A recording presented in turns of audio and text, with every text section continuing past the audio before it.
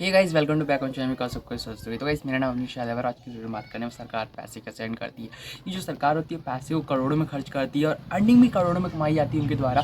वो विज्ञापन भी करते हैं तो वो 10-20 हज़ार का नहीं होता, विज्ञापन भी होता है 800 से 900 करोड़ के बीच का। अगर आप मोदी जी का विज्ञापन देखोगे तो वो 862 करोड़ रुपीज़ बस विज्ञापन में खर्च करे थे। तो गाइस, आखिरकार सरकार अर्निंग कैसे करती। तो गाइस लेट्स सी, काफ़ी इंटरेस्टिंग वीडियो होने वाला है। तो वीडियो के अंत में रहना और जितने आपके दोस्त हैं उसे शेयर कर देना। तो गाइस चलो वीडियो करते हैं शुरू। तो गाइस देखो, पहले सरकार ना अर्निंग जो करती है, सरकार का कोई भी चीज़ का जाता है एक पहलू होता है, ठीक है। तो आपको स्क्रीन में शो हो रहा होगा जैसे कि 1 रुपये, तो 1 रुपये का ना मैं 1 रुपये में 100 पैसेज होते हैं। अब वो पैसे को डिवाइड कर जाते हैं, सपोज वो 10 पैसे हो सकते हैं। तब देखो जो सरकार को ना, मतलब सपोज वो जितनी भी अर्निंग्स करती है तो उसका 62.87%, 62.87% वो कहाँ कहाँ से अर्निंग करती है। देखो, पहला हो गया सर्विस टैक्स, जो भी सर्विस देती है वो सबसे वो अर्निंग करती है। देन सेकंड हो गया excise duty, and then third हो गया value added tax, and then fourth हो गया custom duty, and then fifth हो गया स्टाम्प ड्यूटी। तो ये जो सरकार होती है, भारत सरकार अपनी कुल जितनी भी इनकम करती है, चाहे वो करोड़ों में जितनी भी 1000 करोड़ ही क्यों ना हो, उसका जितना भी इनकम करेगा ना, 62.87% जहाँ से निकलता है रेवेन्यू, वो फर्स्ट आता है service tax, excise duty, value added tax, custom duty, stamp duty. तो इससे इसको 62.87% रेवेन्यू मिलता है। और यानी कि इसका बोलेंगे ना तो इनडायरेक्टली टैक्सों से सर्विसेज दे करके, एक्साइज ड्यूटी दे करके इससे ये अर्निंग करती है। अब बात करता हूँ मैं दूसरी तरीके का, दूसरा तरीका जहाँ से सरकार अपनी रेवेन्यू निकालती है और जनता को पैसे देती है।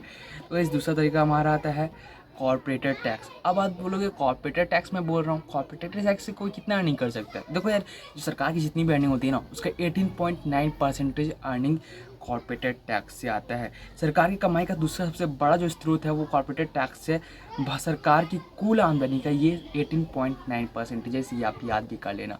तो वैसे अब थर्ड जो हमारा आता है, थर्ड जो कि कमाई का तीसरा स्रोत है उसका, वो है पर्सनल और income tax.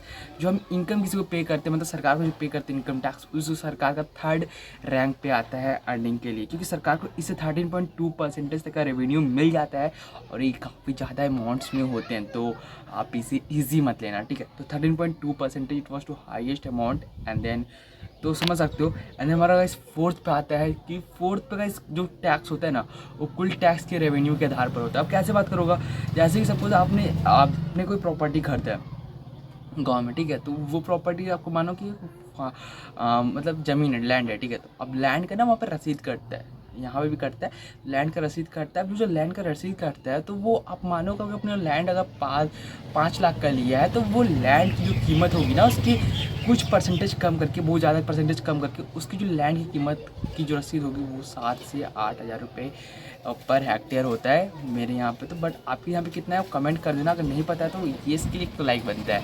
And then guys, हमारे यहाँ पे जो आता है सरकार का मतलब जो मैंने चौथा बात करा था ना, तो चौथा सबसे ज़्यादा रेवेन्यू निकलता है 4.13%, जो कि सरकार का जो होता है ये प्रॉपर्टी टैक्स होते हैं। जितनी भी आपकी प्रॉपर्टी होगा उस पर आप जो टैक्स पे करते हो उसका ये फोर्थ पे ही आता है। एंड देन गाइस, हमारा फिफ्थ आता है सरकार का सबसे जो पाँचवा स्रोत है, वो गाइस है सरकार का पाँचवा स्रोत है अन्य टैक्स। जैसे कि सपोज आप जो टैक्स पे करते हो, जैसे स्वच्छ भारत सेंस, इंटरफेट सेंस और कृषि कल्याण सेंस, तो ये सब जो हो गए मतलब जो छोटे मोटे टैक्सेस हो गए जो नए नए लॉन्च करे जाते हैं, वो सब जो ना इसका फिफ्थ में आते हैं। देन ये बस रेवेन्यू निकालता है 0.9%। तब गाइस हमने कितने को जाना, 5 को जाना, एंड देन 5 कितने प्रकार का नहीं करता। सबसे बड़ा हो गया 62, वो 62.87%। इसमें 5 प्रकार आते हैं जो कि आपको शो हो रहे होंगे। तो आप गाइस अगर इससे पहले सब जानते हैं तो कमेंट कर देना। अगर ऐसी वीडियो चाहिए तो प्लीज़ चैनल सब्सक्राइब बटन को प्रेस कर लेना। तो मिलते हैं नेक्स्ट वीडियो, तब तक के लिए जय हिंद, जय भारत, वंदे मातरम, धन्यवाद।